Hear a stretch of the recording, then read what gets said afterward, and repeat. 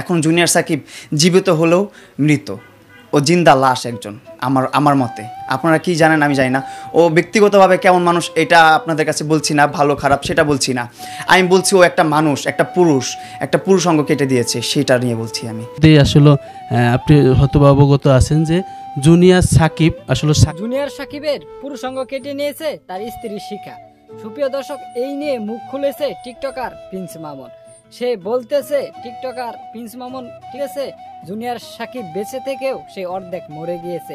সুপ্রিয় দর্শক, এরকমেরই কিছু সে দুঃখ প্রকাশ করতেছে এবং কিছু গুরুত্বপূর্ণ কথা বলেছে। দর্শক, সেই ভিডিওটা আমরা দেখে আসবো, কারণ আজকের ভিডিওটা অনেকটাই গুরুত্বপূর্ণ।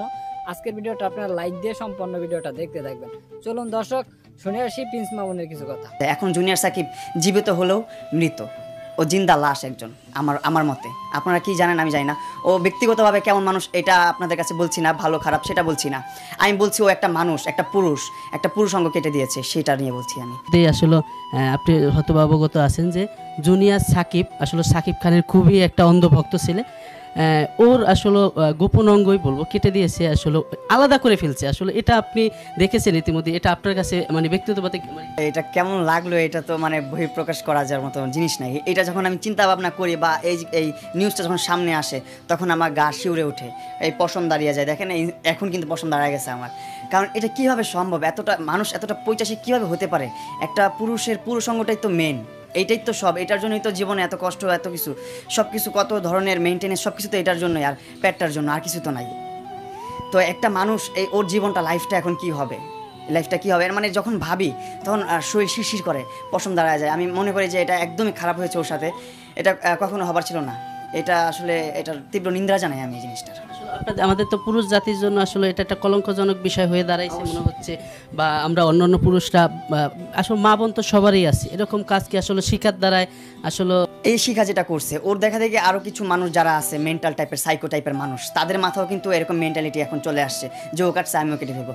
এখন ওর একটা যদি ভালো বিচার হয়, ভালো কিছু হয়, তখন ওই মানুষগুলো ভয় পাবে আর এগুলো করবে না। আর এখন যে জিনিসটা অনেক বেশি চলতেছে, নারীদের কিন্তু অনেক ভালো সুবিধা দিয়ে রাখছে আমাদের গভর্নমেন্ট, এটা কিন্তু খুবই ভালো জিনিস। যারা হচ্ছে অসহায় নারী শিশু, যারা হচ্ছে নির্যাতনের শিকার হচ্ছে, তাদের জন্য ভালো একটা আইন রেখেছে আমাদের সরকার, এটা খুবই ভালো জিনিস, এটাকে আমরা অ্যাপ্রিসিয়েট করি। কিন্তু এই ভালো জিনিসটার অপব্যবহার করতেছে অনেক মানুষ। তো আমি চাই যে অপব্যবহারটা যেন না হয়, এটা যেন একটা সুব্যবহার হয়, অ্যান্ড সবাই লক্ষ্য রাখবেন এই জিনিসটার দিকে। আর আমি চাই এই জিনিসটা আর না ঘটুক বাংলাদেশে। এটা এত খারাপ একটা জিনিস, পুরুষ সঙ্গে কেটে ফেলছে, আমরা জাস্ট ব্ল্যাঙ্ক হয়ে গেছি যখন এটা দেখছি, এটা ভাবছি, আমি ভাবলেও আমার গা শিরশির করে, কিভাবে সম্ভব ভাই? নারীর আসলে আইন রয়েছে, পুরুষের কোনো আইন নাই। আপনিও আসলে এটার ভুক্তভোগী, আপনি কি বলবেন যে একটা পুরুষের আইন হওয়া উচিত কিনা?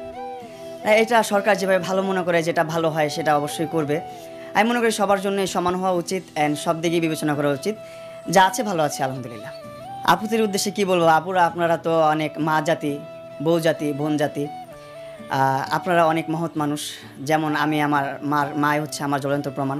তিনি আমাকে অনেক কষ্টে গড়ে তুলছে, অ্যান্ড এখন হচ্ছে আমি একটা সাকসেসের একটা চূড়ায় আছি, সাকসেসের একটা রাস্তায় আছি, যে সিঁড়িতে আছি। আপনারা যদি সাপোর্ট করেন, সেই সাকসেস আমার লাইফে চলে আসবে খুব শীঘ্রই, লেট হবে না। অ্যান্ড আপনারা অবশ্যই খেয়াল রাখবেন, একটা মেয়ে মানুষ চাইলে একটা পুরুষকে অনেক সফল করতে পারে, আর একটা মেয়ে মানুষ চাইলে একটা পুরুষকে নিমিষেই ধ্বংস করতে পারে। সো আমি আমার আপুরা যারা আছেন, আন্টিরা যারা আছেন, সবার কাছে রিকোয়েস্ট করব, এরকম কাজ কখনো করবেন না। আপনার রাগের মাথায় এমন কিছু করবেন না যাতে একটা মানুষের লাইফ ধ্বংস হয়ে যায়। এখন জুনিয়র সাকিব জীবিত হলেও মৃত, ও জিন্দা লাশ একজন। আমার মতে আপনারা কি জানেন আমি জানি না, ও ব্যক্তিগতভাবে কেমন মানুষ এটা আপনাদের কাছে বলছি না, ভালো খারাপ সেটা বলছি না, আমি বলছি ও একটা মানুষ, একটা পুরুষ অঙ্গ কেটে দিয়েছে, সেটা নিয়ে বলছি আমি। সো এই ঘটনাটা ভাই আপনাদের সাথেও হতে পারে। সো আপনারাও বি কেয়ারফুল, আপনারাও হাসি ঠাট্টা মস্করা না করে আপনারাও একটু ওকে নিয়ে কথা বলেন, একটু ভালো পোস্ট করেন, ভালো লেখালেখি করেন, মানুষকে